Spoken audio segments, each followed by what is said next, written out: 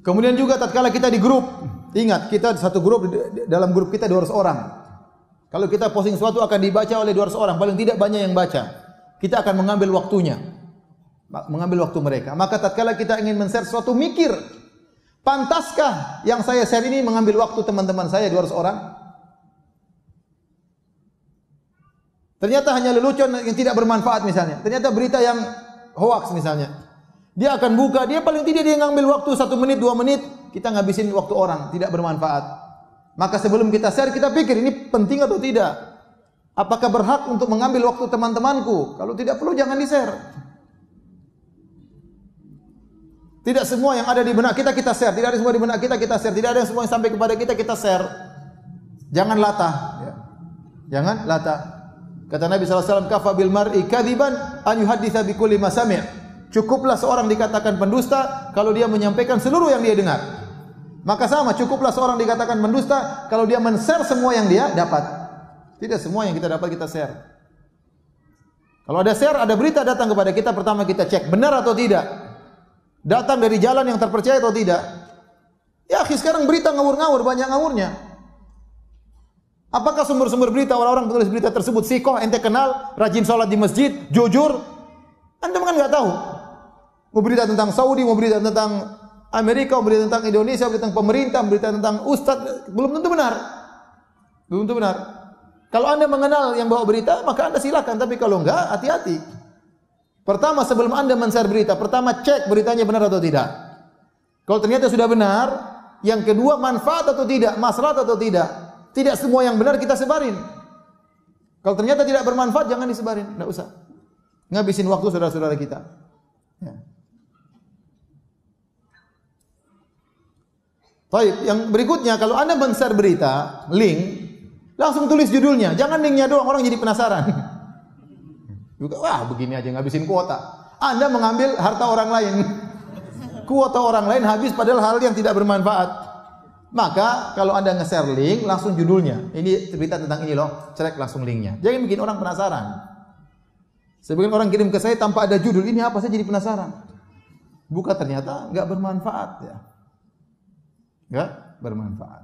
Atau berita yang sudah terulang, ternyata sudah kita baca sebelumnya. Ngabisin kuota kita aja.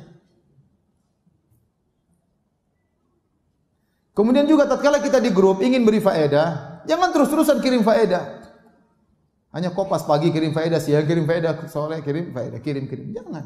Itu seminggu sekali kirim faedah. Pilih faedah yang terbaik kirim agar dibaca oleh saudara-saudara kita. Tidak semua yang sampai kepada kita kemudian kita harus beritahukan kepada orang lain. Ya. Kita dalam grup, kita misalnya seorang wanita yang sangat perhatian, misalnya dengan kecantikan. Ada berita sampai kepada kita, menurut kita sangat penting. Mungkin bagi orang lain tidak penting. Ternyata ini ada obat supaya bisa menurunkan berat badan. Terus kita kirim ke grup, padahal yang grup semua kurus-kurus. Cuma kita sendiri yang gemuk. Ya ngapain kita sebarkan di grup? Kalau ternyata di grup yang gemuk cuma 2 orang, kirim aja japri kepada 2 orang itu. Ngapain kirim ke grup? Kita tahu orang grup kurus-kurus semuanya. Maksud saya tidak semua yang menurut kita penting, itu juga penting bagi orang lain. Harus kita pikirkan, penting enggak bagi orang lain? Tidak semua penting yang bagi kita, penting bagi orang lain. Kemudian juga kalau ngirim berita, ngirim waktu-waktu yang tepat. Jangan ngirim share jam 2 malam. Ngapain share berita jam 2 malam? Biar orang tahu ini lagi sholat malam. Ini waktu lagi mereka mungkin lagi, nanti orang ada apa sih bunyi? Ternyata enggak ada apa-apa. Mungkin dia lagi tidur, ting-ting, dia lupa matikan HP-nya. Jam 2 malam ada berita apa? Ternyata share yang tidak bermanfaat. Maka pilih waktu yang tepat. Kira-kira orang biasa pegang HP jam berapa? Mungkin pagi-pagi, mungkin sore-sore, mungkin sebelum tidur, tidak apa-apa. Kemudian, kalau Anda ternyata dalam grup akhwat, hati-hati, misalnya Anda punya grup 20 orang, semua teman-teman lama, teman-teman sekolah dulu, yang mungkin saling tukar-tukaran foto di grup, hati-hati, jangan dilihat sama suami. Jangan dilihat oleh suami, tidak boleh. Ya. Berita apa, Ma? Enggak usah tahu. Ini khusus buat akhwat, enggak boleh. Ya. Karena jangan sampai kita memperlihatkan teman-teman kita yang cantik-cantik sama suami kita. Siapa tahu suami kita tertarik kan repot nanti. Enggak boleh. Rasulullah SAW mengatakan dalam hadisnya, la tubashirul mar'atul mar'ata fatan'atuha li zawjiha ka'annahu yanzuru ilaiha. Janganlah seorang wanita bertemu dengan wanita lain, kemudian dia pulang ketemu suaminya, dia ceritain, "Mas, tadi saya ketemu perempuan gini gini gini gini." Seakan-akan sang suami lihat langsung wanita tersebut. Ini tidak boleh oleh Nabi sallallahu alaihi wasallam. Nanti buat suaminya penasaran. Tadi perempuan Masya Allah, mas, mancungnya luar biasa, putihnya luar biasa. Siapa? Suaminya penasaran. Wong diceritakan saja enggak boleh, apalagi lihat langsung. Diceritain saja enggak boleh, apalagi lihat langsung. Enggak boleh. Ini amanah. Dan belum tentu wanita ya teman kita tersebut ridho dilihat sama suami anti, belum tentu. Maka kalau sudah dalam grup amanah, jangan kita sebarkan foto-foto yang dalam grup tersebut, tidak boleh.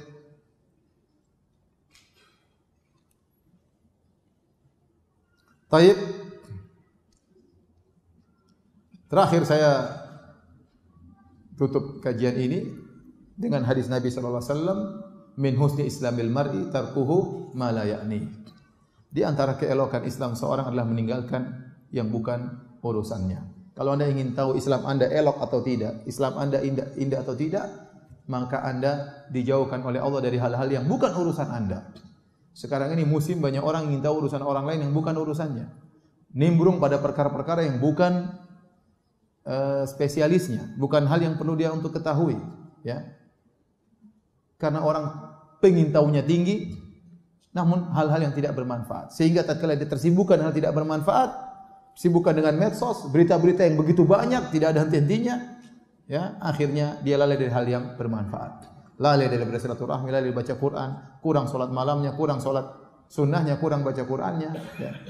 Dan akhirnya dia terlalaikan dari hal-hal yang bermanfaat. Maka hati-hati, selalu ingat hadis ini, min husni islamil mar'i tarkuhu ma la ya'ni, di antara keelokan Islam seorang meninggalkan yang bukan urusannya. Jadi kalau ada sesuatu, saya perlu tahu, kalau perlu tahu ya sudah left. Enggak perlu tahu ya sudah enggak usah tahu. Ngapain mencari tahu sesuatu yang belum tentu manfaat bagi kita.